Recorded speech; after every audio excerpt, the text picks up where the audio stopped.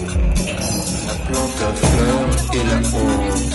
La fleur pourrait être la honte du fruit, mais cela, séduisant au premier abord, ne se justifie pas facilement et est bien plus complexe qu'il n'y paraît. Il y a pour cela trois raisons. La première est que la fleur et le fruit ont lieu au même endroit, mais conséquemment, l'un après l'autre, ici. Conséquemment étant la mesure du temps. Deuxièmement, les formes générales de la fleur et du fruit n'ont rien en commun et nous ne pouvons pas imaginer de transfert dans cette distance formelle générale. Le commun ici n'est que la succession, mot sur lequel nous reviendrons.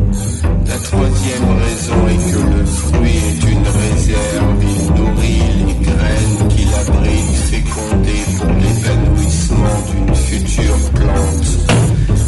Il semble à la vue de ces raisons que la honte du fruit est ailleurs, dans le dépassement peut-être, dans son accueil et son service, peut-être aussi dans l'idée qu'il est le réceptacle du désir de la fleur, ne se mutant pas en une déforme mais à l'opposé devient l'intermédiaire entre la fleur et la promesse d'un nouveau plan.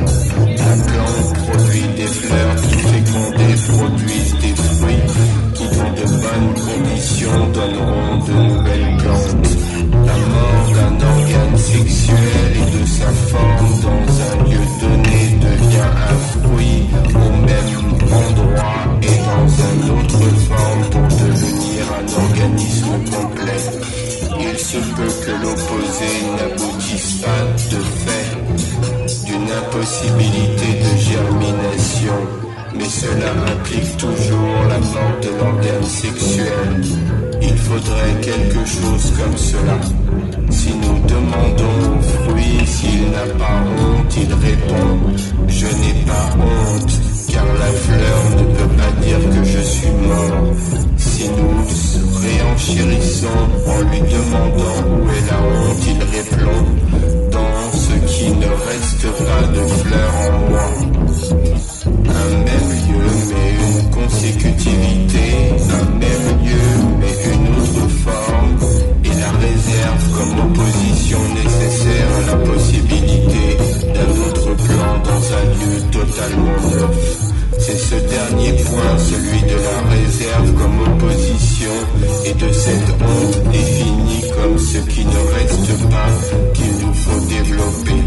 Nous avons vu que c'est une opposition toute particulière à l'endroit de la dépense.